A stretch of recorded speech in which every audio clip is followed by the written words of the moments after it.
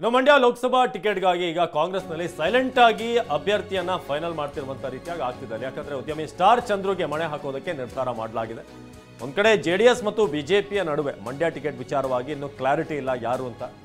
ಆದ್ರೆ ಇತ್ತ ಉದ್ಯಮಿ ಸ್ಟಾರ್ ಚಂದ್ರುಗೆ ಕಾಂಗ್ರೆಸ್ ಮಣೆ ಹಾಕೋದಕ್ಕೆ ನಿರ್ಧಾರ ಮಾಡಿದೆ. ನಾಗಮಂಗಲ ಮೂಲದ ಸ್ಟಾರ್ ಚಂದ್ರುಗೆ ಟಿಕೆಟ್ ಬಹುತೇಕ ಅಂತಿಮ ಆಗುವಂತ ಸಾಧ್ಯತೆ ಇದೆ.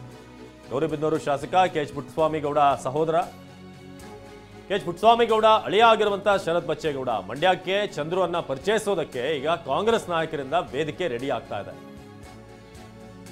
ಸೈಲೆಂಟ್ ಆಗಿ ಈಗ ಮಂಡ್ಯ ಅಭ್ಯರ್ಥಿಯನ್ನ ಫೈನಲ್ ಮಾಡೋದಕ್ಕೆ ಕಾಂಗ್ರೆಸ್ ಮುಂದಾಗಿರೋದು. ಸೊ ಇದು ಸಂಗತಿ.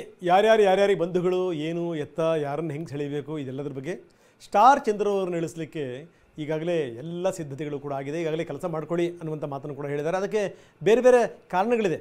ಅಂದರೆ ಇವರು ಬಹಳಷ್ಟು ವಿಚಾರಗಳಲ್ಲಿ ಇವರು ಕಾಂಗ್ರೆಸ್ಸಿಗೆ ಹತ್ತಿರ, ಜೊತೆಗೆ ಕಾಂಗ್ರೆಸ್ನಿಂದ ಯಾರ್ಯಾರು ನಾಯಕರುಗಳಿದ್ದಾರೆ ಅವ್ರಿಗೂ ಕೂಡ ಇವರು ಸಂಬಂಧಿಕರು. ಹೀಗಾಗಿ ಆದರೆ ಅವಿನಾಶ್ ಒಂದು ಸಂಗತಿನ ಹೇಳಲೇಬೇಕು. ಚುನಾವಣೆ ಅಂತಂತಂದರೆ ಅದು ಬಲದ ಮೇಲೆ ನಿಂತಿರುತ್ತೆ. ಏನು ಬಲ?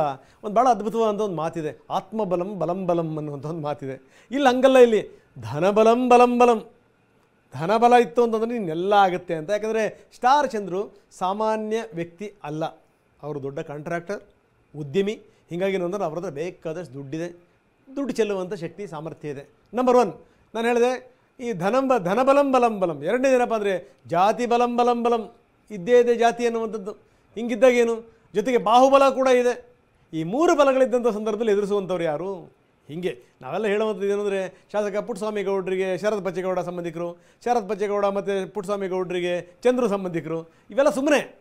ಆದರೆ ನಿಜವಾದಂಥ ಸಂಬಂಧ ಏನಪ್ಪ ಅಂತಂದರೆ ಹಣ ಇದೆಯಲ್ಲ, ಹಣ ಇದ್ದರೆ ಮಾತ್ರ, ಜಾತಿ ಇದ್ದರೆ ಮಾತ್ರ, ಇದೆಲ್ಲದೂ ಕೂಡ ಇರೋದ್ರಿಂದ ಬಹುಶಃ ಏನು ಅಂದರೆ ಹೀಗಾಗೇ ಮಂಡ್ಯಕ್ಕೆ ಅಭ್ಯರ್ಥಿಯಾಗಿ ಪುಟ್ಟಸ್ವಾಮಿಗೌಡರ ಸಹೋದರರನ್ನೇ ಫೈನಲ್ ಮಾಡಲಾಗಿದೆ.